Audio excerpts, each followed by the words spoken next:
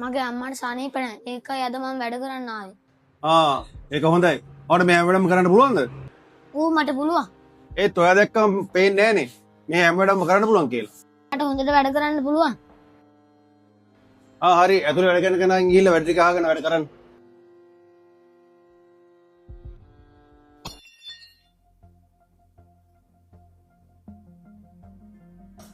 මොකද ඔය කරේ? වීදුරක් කළා නේද? අනේ වැරදිලා කැඩුණු මහත්තයා.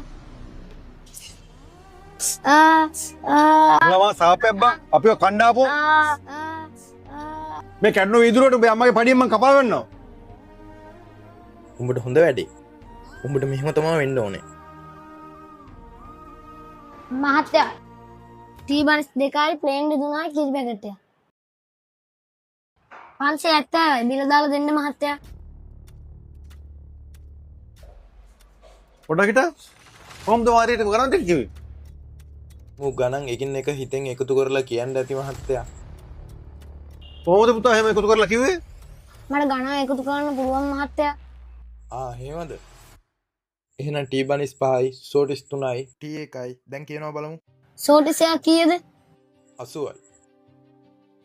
830යි.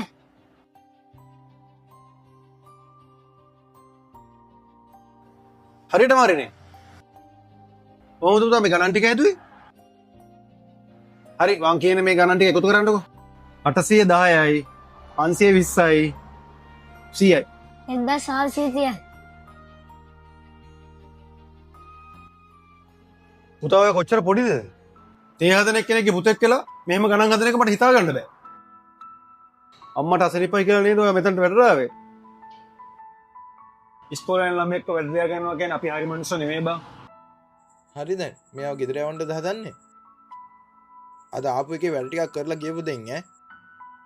මුන්න වැඩිය කරට ගන්න හොඳ නෑ මහත්තයා. මාරිට ඉගෙන ගත්තේ තියෙන තැන මෙතන ඉඳුල් පිඟක් හොදන්නේ. ඔබ නියමයි පුතේ. බය මේ වැඩ දෙන්න ඕනේ නෑ. ඔබ ඉස්කෝලේ ගිහලා හොඳට ඉගෙන ගන්න.